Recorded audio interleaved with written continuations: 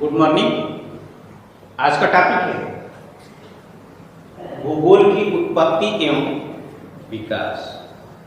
भूगोल की उत्पत्ति हुई कैसे? भूगोल की उत्पत्ति ग्रीक भाषा के दो शब्दों से मिलकर बना है। भूगोल की उत्पत्ति तो जियोग्राफी ग्रीक भाषा के दो शब्दों से, कौन कौन?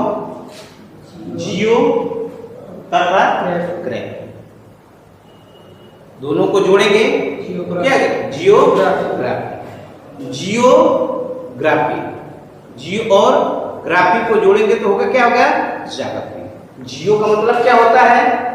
जियो का मतलब होता है पृथ्वी, और ग्राफो का मतलब क्या होता है? वर्णन करना। मतलब पृथ्वी के ऊपर पाए जाने वाली समस्त वस्तुओं का अध्ययन करना या वर्णन करना ज्याग्रफी के अंतर्गत आता है। इस तरह से समझ लीजिए कि भूगोल विस्तृत पैमाने पर सभी भौतिक एवं मानवीय, दो शब्द आपके पास है, एक भौतिक और एक मानवीय। इसी से इसके देखो आगे शाखा बन जाएगी। पत्ती में आपको कंफर्म होना चाहिए कि क्या क्या होना चाहिए कि पृथ्वी भूगोल विस्तृत पैमाने पर सभी भौतिक एवं मानवीय तत्वों की अंतःक्रियाओं और इन अंतःक्रियाओं से उत्पन्न स्थल स्वरूपों का अध्ययन करता है। भौतिक एवं मानवीय दो शब्द को आप समझिए। भौतिक किसे कहते हैं और मानवीय किसे? जो चीज प्रकृति द्वारा प्रदत्त है, जिसमें मानव कुछ नहीं कर सकता, स्वयं उसका बस उपभोग कर सकता है। समझा गया? बिना परिवर्तन किए जब हम उपभोग करते हैं, उसके बारे में अध्ययन करते हैं, तो वो क्या है? भौतिक भूगोल। जब हम उसमें मनुष्य अपने दिमाग लगाकर उसमें परिवर्तन कर देता है, उसका स्वरूप चेंज कर देता है, उसके बारे में जब अध्ययन करता है, तो उसे क्या कहते हैं? मानव। अब यहीं से दो शाखाएं हो जाएंगी। जब आगे चलेंगे कि भूगोल की शाखाएं, तो भूगोल की शाखाएं दो हो जाएंगी, एक भौतिक एक मानव। भौतिक भूगोल में क्या क्या आएगा आपको पढ़ने के लिए? स्थल मंडल, जिस पर हम लोग खड़े हैं, जल मंडल,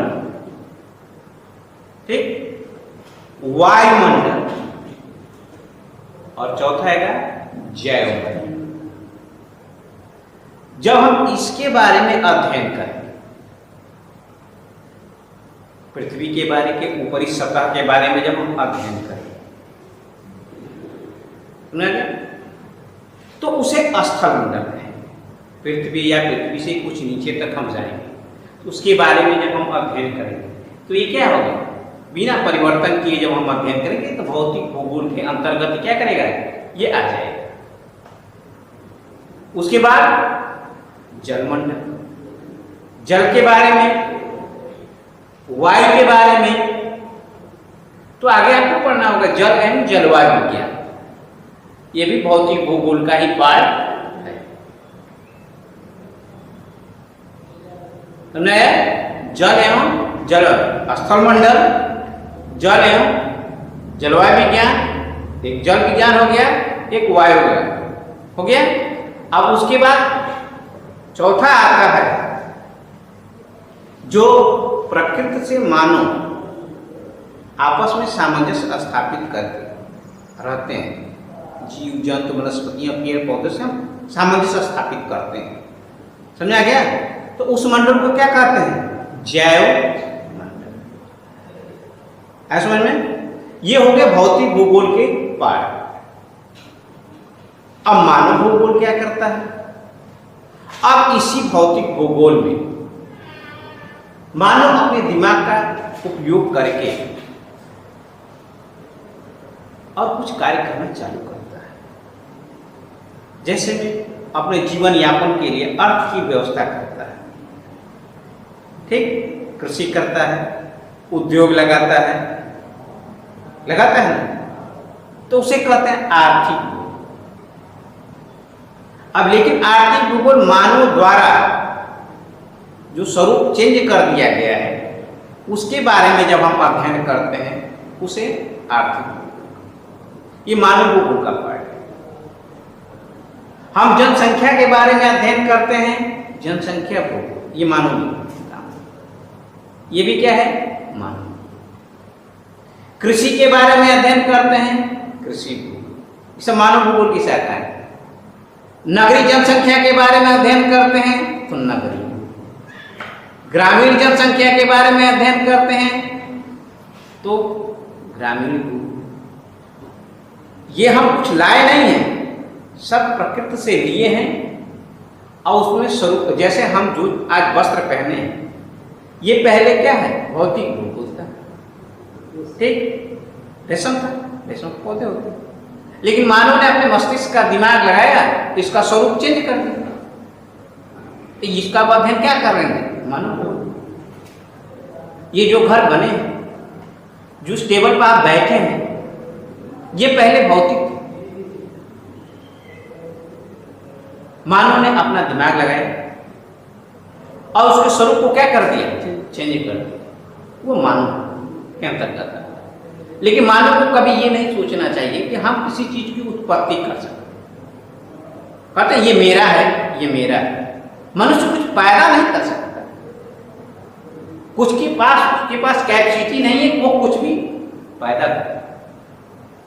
प्रकृति द्वारा दी हुई चीज को हम उसमें परिवर्तन कर सकते हैं, उसकी कार्य क्षमता को बढ़ा सकते हैं, उसको स्वरूप को हम चेंज कर सकते हैं,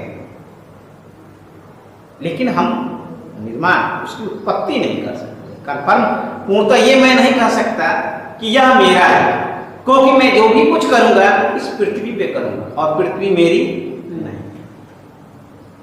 मुझे वायु, प्रकाश, जल, सबकी चीज आवश्यकता, हर चीज को खोज में करना पड़ेगा। ये सब मुझे, मेरा तो है नहीं, ये तो मुझे प्रकृति ने दिया है, तो ये प्रकृति द्वारा प्रदत्त चीज है। तो जब उसके बारे में हम अध्ययन करते हैं उसे कहते हैं भौतिक भूगोल। इसी प्रकृति में जब मानव अपने मस्तिष्क का प्रयोग करके उसका कार्य क्षमता बढ़ा देना, उसका स्वरूप चेंज कर देना, तो उसे कहते हैं मानव। ये कंफर्म होना चाहिए, क्योंकि आगे चल के ये पूरा भूगोल के यही दो हैं, इनकी शाखा परिशाखा ही आपको पढ़ना है पूरा। मुख्य रूप से भूगोल, और भूगोल के पहले दो ही पुत्र हुए, वो बड़ा पुत्र है भौतिक भूगोल और उसका छोटा भाई है, या समझो पुत्र ही कहोगे, उसी में से वो पैदा होता है, अलग से नहीं पैदा होता है। अगर भौतिक नहीं है तो मानव का निर्माण नहीं हो। भौतिक भूगोल रहेगा तभी मानव भूगोल का अस्तित्व रहेगा, चाहे मानव कितना भी मस्त अपना लगा रहे।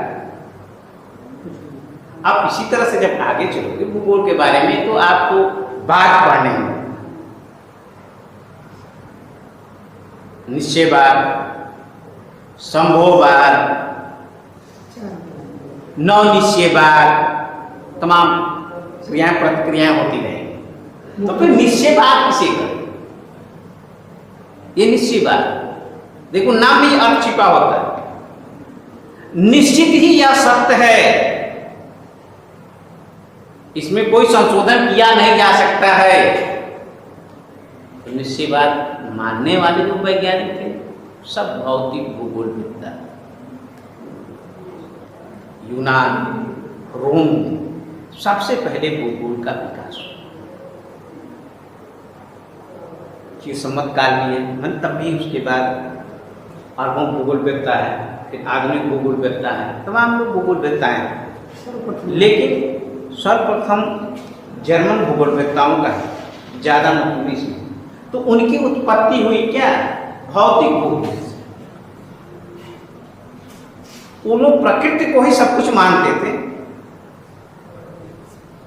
तो जर्मन भूगोलवेत्ताओं में ये चलता रहा। तब जब आधुनिक भूगोल होता है जिसमें नाम है हम्बोल्ट, कार्ल रिटर, जब ये लोग आए आधुनिक भूगोल जब आया तो ये लोग भौतिक थे। तो फिर ये धीरे धीरे फ्रांसीसी भूगोल बता बीडा डीला ब्लास, ये लोग आए। तो इन्होंने कहा कि यार प्रकृति तो सब कुछ है लेकिन मानव भी नगण्य नहीं। मानव पास मस्तिष्क है, दिमाग है, वो चाहे तो कुछ भी कर सकता है। तो उन्होंने क्या किया भाई, प्रकृति में पहले तो निश्चय बात था जो प्रकृति है वही सही है, उसमें कोई परिवर्तन नहीं किया जा सकता है। फिर उसके बाद से संभववाद की उत्पत्ति, नहीं संभव क्यों, संभावना, माने प्रकृति में परिवर्तन करने के लिए क्या है, संभावनाएं हैं। आप चाहे तो इसमें परिवर्तन कर सकते हैं। जैसे आपको गर्मी लगे तो एसी चला लीजिए, है ना, ज्यादा ठंडा लगे तो स्वेटर पहन लीजिए, कोट पहन लीजिए। ये मानव तो निर्मित किया है? तो परिवर्तन संभव बात है, माने प्रकृति में संभावनाएं खोजने की प्रक्रिया चालू हुई। तो मानव भूगोल की उत्पत्ति भी चालू हो गई यहीं से। पहले भौतिक भूगोल था, अब क्या हुआ, मानव ने अपना वर्चस्व दिखाना चालू किया और प्रकृति पर विजय प्राप्त करने का प्रयास किया। तो जहां तक संभावना परिवर्तन कर लिया ये तो संभव बात हुआ। अब दोनों में लड़ाई होने लगी। भौतिक भूगोल कहता मैं बड़ा, मानव भूगोल कहता मैं बड़ा। फिर एक अमेरिकन भूगोल देता है ग्रिफिथ टेलर, उन्होंने नवनिश्चयवाद की संकल्पना की। उन्होंने कहा ट्रैफिक का नियम लगाया, रुको देखो तब चलो। मतलब चलो प्रकृति की ओर चलो, अगर तुमको प्रकृति जाने के लिए अनुमति दे रही है तब तो जाओ, नहीं आगे बढ़ रहे हो और आगे से बाहर आ रहा है, नदी में बहुत तेज पानी गति से आ रहा है, अब बोलो कि हम इसे रोक देंगे तो गड़बड़ विध्वंस हो जाएगा। तब रुको देखो और तब जाओ, जाने लायक है तो जाओ, नहीं रुकने है तो वहीं रुक जाओ। तो ये क्या, इसका नाम है नवनिश्चयवाद। अब दोनों के बीच का रास्ता निकला, समझ आ गया। तो इस तरह से भौतिक भूगोल और मानव भूगोल की उत्पत्ति हुई। ठीक, भूगोल से पहले भौतिक भूगोल आया, फिर उसमें मानव भूगोल आया, अब उसके बाद से फिर भौतिक भूगोल मानव भूगोल करके अलग अलग उसकी शाखा परिशाखा निकलती चली गई। ठीक, अब इसको नोट करिए आप लोग, भौतिक भूगोल और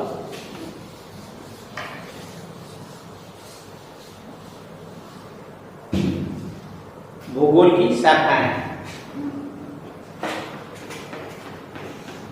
भूगोल की शाखाएं, पहला है भौतिक भूगोल और दूसरा है मानव भूगोल। भौतिक भूगोल में पहला है इंपॉर्टेंट स्थल मंडल, दूसरा जल मंडल, तीसरा वायुमंडल और चौथा जैव। अब यहां से नाम से ही आपको कंफर्म हो जाता है भौतिक भूगोल की ये शाखाएं। पहला क्या है, स्थल मंडल। स्थल के बारे में हम अध्ययन करेंगे, पृथ्वी के धरातल, पृथ्वी धरातल के नीचे, तो उसे क्या कहते हैं, स्थल मंडल। अब स्थल मंडल जो पृथ्वी के ऊपर जल के बारे में, जैसे सागर, महासागर, नदियों के बारे में जब हम अध्ययन करेंगे तो क्या हो गया? जल। फिर उसके बाद से वायु, धरातल से ऊपर अनंत। उसके बाद अध्ययन करेंगे, इसमें भी कई मंडल हैं। जब आपको वायुमंडल पढ़ेंगे तो उसमें परतें पढ़ाएंगे, कौन कौन परत है और कौन कौन परत में क्या क्या काम है, वो आगे क्लास में। फिर उसके बाद जैवमंडल, जीव जंतु, वनस्पतियों और मानव का एक दूसरे से आपस में सामंजस्य स्थापित करना, उनके बारे में अध्ययन करना, वो क्या है? जैव। ये आगे पारिस्थितिक भूगोल आगे हो जाएगा। समझ आ गया? अब अगला है मानव भूगोल। मानव भूगोल की तमाम शाखाएं, आर्थिक भूगोल,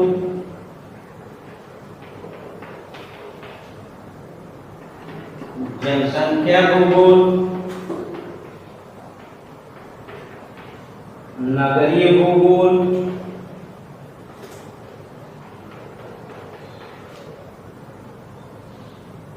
कृषि भूगोल आदि है। औद्योगिक भूगोल, पर्यटन भूगोल, व्यापार एवं परिवहन भूगोल, राजनीतिक भूगोल, सामाजिक एवं सांस्कृतिक भूगोल, ये सब के अंदर आएंगे? मानव भूगोल के अंतर। इसको नोट कर लीजिए। राजनीतिक भूगोल, भूगोल आदि।